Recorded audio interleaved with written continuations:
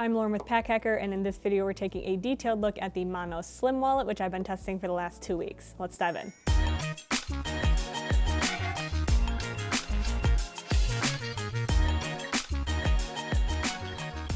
This wallet is made with a vegan leather, so it has kind of a leathery look to it, but it's not going to develop that same like patina that a regular leather would.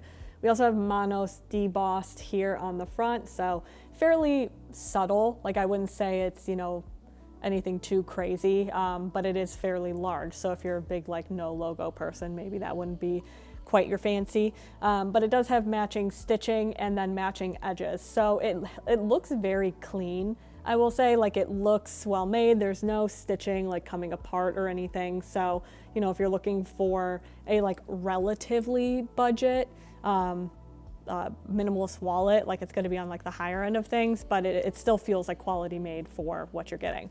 We also have a twill, like a cotton twill liner, which I thought was an interesting twist. I think a lot of wallets will just be like vegan leather or leather all the way throughout, but it was kind of nice to open it and like see something like a little bit different.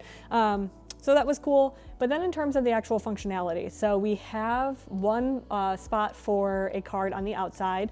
So technically it's like, in order to stand up straight, it's this, and then you open it like that. But I largely just, because like this had my ID in it, obviously this is not my ID, but I would just keep this kind of like sideways. But it's very easy to grab. Like it feels a little bit tight. It definitely broke in over the course of my testing.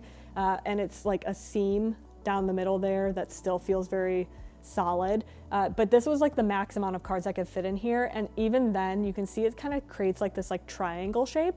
So the more cards you put in here, the more it's gonna kind of like not come together completely when you just leave it, let's say like on the table by itself, which is more of like a nitpicky thing than anything. It also impacts like the feel of it in your pocket a little bit too, which we'll talk about. But we have one card on the outside, and then on the inside here, I'm able to fit 2 cards on this side, and then technically 2 cards on this side as well.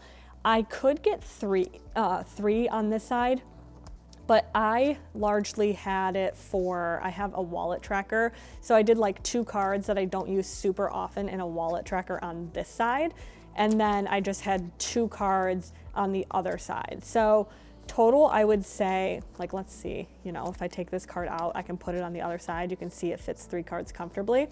But with like the wallet tracker, it basically like takes the spot of a card. So with this, like I could fit 2 cards on this side. And even though you'd think you'd be able to fit 3, you can really only fit 2 because it's competing for, I think it's like butting up against this card on the outside too. So between this, let's say you can fit 5 cards or 6 if you don't bring a wallet tracker, which I think those are becoming a little bit more common, but maybe not super. So you get a decent amount of card storage in here. However, I do think, it started at the very beginning, it was a little bit difficult to pull individual cards out. I would say like with this, having an ID on the outside or even your most used card on the outside might be a solid shout so that you're not going in and out of this a ton. But that's more of like a nitpicky thing. I think it just comes down to like, how this is going to break in over time and whether or not giving yourself a little bit of an upgrade will increase longevity of whatever wallet you're carrying, and maybe even increase the amount of cards you can carry too. If you're finding this video helpful, hit subscribe so we can keep making content to help you travel smarter. In terms of packability, this thing is super slim. It fits basically anywhere. I'm gonna show you it in my pocket. So I've got one pocket in the front and you can see that the pockets aren't, if I were to take my hand out, the pocket goes down to about here. So it's not like the deepest pocket, but it's also not crazy shallow. And then if I put it in a back pocket, you can't really tell that it's there either. So I think women's pants specifically are notorious for having like really shallow or just like not super great pockets. So if you want a minimalist wallet that would potentially fit in that, this is gonna be a solid shout for that.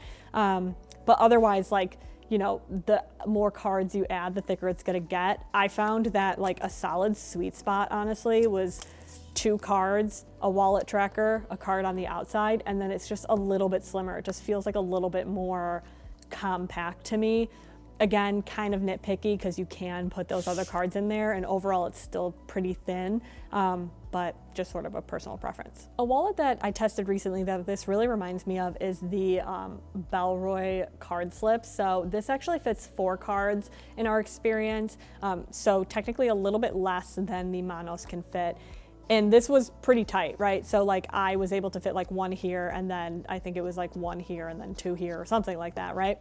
And when you went up from there, it sort of like felt really tight. Whereas here, I think you can get up to like 6 before you're like, okay, I'm really like running out of space in this thing. But they have a very similar profile. So you can see they're like a little, I mean, I would say the Manos is like maybe a smidge, obviously it's a little smidge smaller on the top. And then on the side, maybe the Bellroy is like a little bit smaller. So in the scheme of things, you're getting a very similar footprint, but it definitely, this Bellroy definitely fits less. But I do like this profile more. I think if you're gonna get a minimalist wallet and you're only carrying a couple of cards, getting something like this is just going to be a little bit smaller.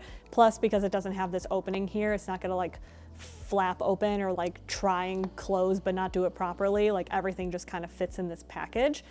However, this wallet is $25 more than the Manos as kind of like a scale. It is made with actual leather, which may not be everybody's vibe depending on, you know, your preferences, but it will break in better and you're paying a little bit more for that quality. So I think it comes down to, you know, if you need to fit more cards or if you want something that's a little bit more compact, which one works better for you. So there you have it, the Manos Slim Wallet. Thanks for keeping it here at Pack Hacker, your guide to smarter travel, and we'll see you in the next one.